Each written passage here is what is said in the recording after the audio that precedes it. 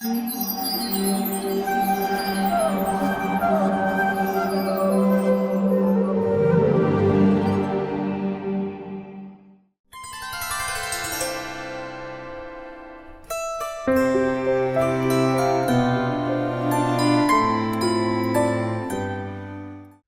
कृष्णा।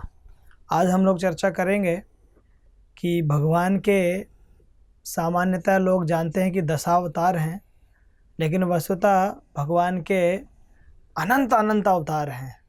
अनंत अवतारों में लोगों के मन में धारणा है कि केवल 10-10 अवतार हैं, तो दशावतार स्तोत्र भी चलता है, तो वो सबको स्मरण भी है। लेकिन हम आपको बताना चाहेंगे कि भगवान ब्रह्मा जी के एक दिन में अर्थात 4 अरब 32 करोड़ वर्षों में हमारे एक बार श्री कृष्ण आते हैं।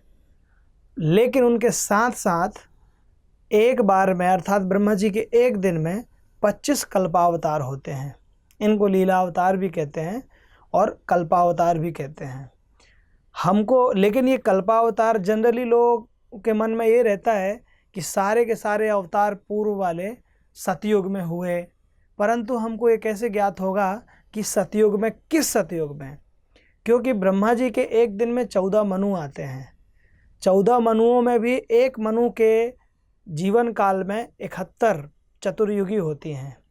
चतुर्युगी अर्थात सत्य, त्रेता, द्वापर और कली। सतयुग की आयु 17,28,000 वर्ष होती है। त्रेता की आयु 12,96,000 वर्ष होती है। द्वापर की आयु 8,64,000 वर्ष होती है और कलियुग की आयु 4,32,000 वर्ष होती है। इनका जो योग है 43,20,000 वर्ष, इसको एक चतुर्युगी बोलते हैं। तो ऐसी ही 71 चतुर्युगी जब होती हैं तो एक मनु का काल होता है, और ऐसे ऐसे 14 मनु होते हैं ब्रह्मा जी की पूर्ण एक दिन में। तो एक दिन में 14 मनुओं का आविर्भाव होता है, और साथ साथ भगवान के 25 कल्पावतार भी होते हैं। लेकिन अब आप बताइए कि 4 अरब 32 करोड़ वर्ष में टोटल किस समय किस अवतार का अवतरण हुआ, ये जानना हमारे लिए जरूरी है, और यही हमारा विषय है। तो सर्वप्रथम जो स्वयंभू मनवंतर है, स्वयंभू मनु का काल, उस स्वयंभू मनु के काल में भगवान के 14 अवतार आते हैं। पृथु आदि, पृथु, सनत कुमार, नारद, मत्स्य, बराह, इस प्रकार से 14 कपिल है, और भी बहुत सारे हैं, पृथु हैं, कुमार हैं। तो इस प्रकार से 14 भगवान के जो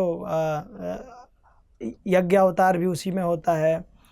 14 प्रकार के जो अवतार हैं वो केवल स्वयंभू मनु में आते हैं। बाद में जो आगे के जो स्वरोचिस, उत्तम, तामस, रैवत आदि हैं, उनमें एक आ जाते हैं। 5वें वाले मनवंतर में गजेंद्र मोक्ष के लिए भगवान आते हैं। 6वें अवतार में, 6वें मनु में नरसिंह भगवान का अवतरण होता है। नरसिंह भगवान सतयुग में तो आए, लेकिन किस सतयुग में आए? चाक्षुष मनवंतर के सतयुग में आए, ये हमेशा समझना चाहिए। और अंत समय में आए चाक्षुष मनवंतर के में भी। जनरली लोगों का ये धारणा है कि सतयुग में आ गए। तो सतयुग तो हर मनु में 71 बार सतयुग, 71 बार त्रेता, 71 बार द्वापर, 71 बार कली आता है। तो किस समय आए इसकी बहुत गणना तो नहीं दी गई है, लेकिन इतना ज़रूर बताया गया है शास्त्रों में कि नरसिंह भगवान का, कूर्म का और बराह का, इनका, मोहिनी का, धन्वंतरी का, इनका जो अवतरण है चाक्षुष मनवंतर के अंत में हुआ है। विशेष रूप से बराह भगवान का जन्म 2 बार बताया गया है। 2 बार अर्थात एक स्वयंभू मनवंतर में भी बराह का जन्म हुआ, और एक चाक्षुष मनवंतर में भी बराह का जन्म हुआ। मत्स्य भगवान का भी 2 बार जन्म है वहाँ पर। वामन भगवान का भी 3 बार अवतरण बताया गया है। स्वयंभू मनवंतर में भी है, चाक्षुष में भी है, और इसमें प्रारंभ में भी, वैवस्वत मनवंतर के प्रारंभ में भी है। तो अलग अलग चतुर्युगियों में, अलग अलग मनवंतरों में सबके अवतार बताए गए हैं।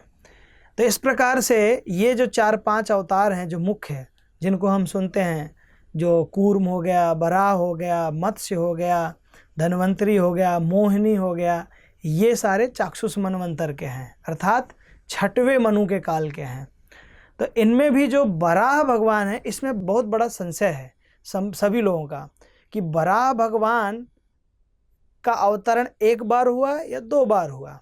क्योंकि श्रीमद् भागवत के तृतीय स्कंद में जहाँ पर इसकी कथा है, वहाँ पर ये बताया गया है, 13वें अध्याय से लेकर के 20वें अध्याय तक इनकी कथा चलती है, 21वें अध्याय तक तीसरे स्कंद के।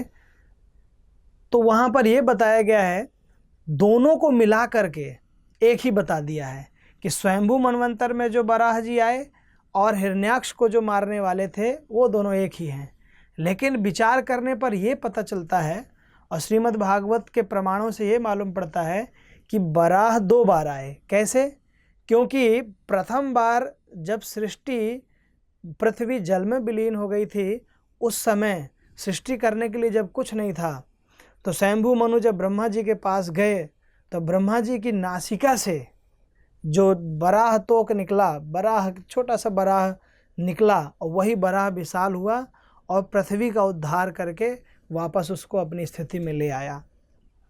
लेकिन उस समय दिति और अदिति का जन्म ही नहीं था।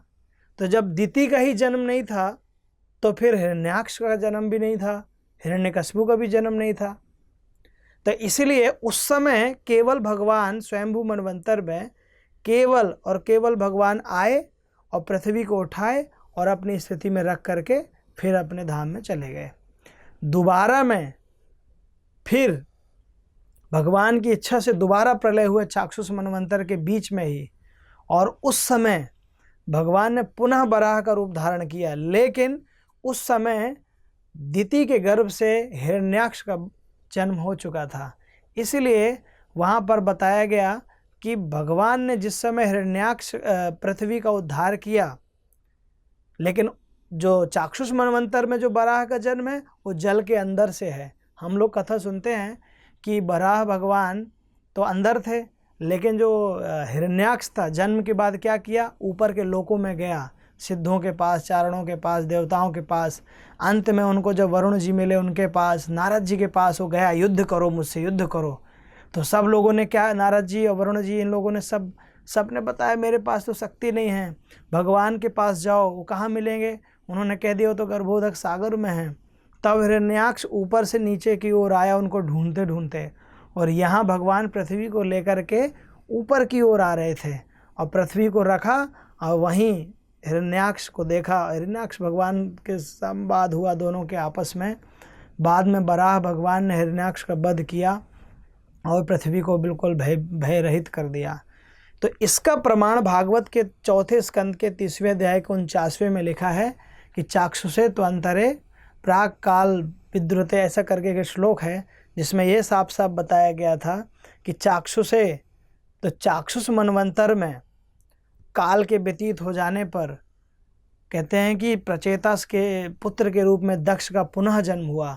पहले स्वयंभू मनवंतर में ब्रह्मा जी के पुत्र बने थे, फिर उन्होंने 5 मनवंतरों तक खूब तपस्या किया, फिर बाद में चाक्षुष मनवंतर में फिर प्रचेतस के यहाँ पर उनका दक्ष का जन्म हुआ, और बाद में जब उनका जन्म हुआ तो फिर उनसे दिति और अदिति आदियों का जन्म हुआ, फिर उन्हीं दिति से हिरण्याक्ष और हिरण्यकश्यप का जन्म हुआ।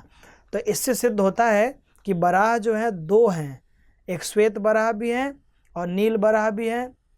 बराह कभी चतुष्पाद भी आते हैं, कभी द्विपाद भी आते हैं। वो सब अलग अलग कल्पों में अलग अलग समय में अलग अलग प्रकार से लीला करते हैं। तो मुख्य बात यह है बराह के विषय में और एक बात और, सभी लोगों को ऐसा लगता है कि हिरण्याक्ष पृथ्वी को लेकर के गया, लेकिन वस्तुतः भागवत में कहीं पर भी ऐसा नहीं लिखा है कि हिरण्याक्ष पृथ्वी को लेकर गया। लेकिन ये बात अवश्य लिखी हुई है कि हिरण्याक्ष ऊपर की ओर गया और उनसे युद्ध की याचना किया, तो सब ने कहा कि भगवान विष्णु ही युद्ध दे सकते हैं, वही बलशाली हैं। तब वो नीचे की ओर आया। तो इससे ये डाउट और ये जो संशय है ये स्पष्ट हो जाता है, और इस संदेह का निवारण भी होता है कि किस प्रकार से भगवान बराह 2 बार आते हैं और अलग अलग मनवंतर में आते हैं। लेकिन अभी ये प्रश्न आता है कि ये प्रलय कहाँ से बीच में आ गया। तो श्रील रूप गोस्वामी ने इसका समाधान करते हुए कहा है कि जो प्रथम बार जो प्रलय हुआ स्वयंभू मनवंतर में, मत्स्य पुराण का उदाहरण देते हुए उन्होंने बताया कि सर्वप्रथम स्वयंभू मनु को अगस्त ऋषि के शाप के कारण से पूरी पृथ्वी को ही डूबना पड़ा। दूसरी बार में जब पुनः प्रलय हुआ चाक्षुष मनवंतर में, तो विष्णु धर्मोत्तर पुराण के अनुसार उसमें भगवद इच्छा थी, इसके लिए उस इच्छा के कारण से वहाँ पर प्रलय हुआ, और उसमें कोई हिरण्याक्ष ने पृथ्वी को लेकर गए ऐसी कोई भी बात नहीं है। साफ साफ उन्होंने इस बात को स्पष्ट कर दिया है। तो इस कारण से वराह का जन्म पहली बार में हुआ और स्वयंभू मनवंतर में, और दूसरी बार इसमें हुआ चाक्षुष मनवंतर में, 2 वराह के।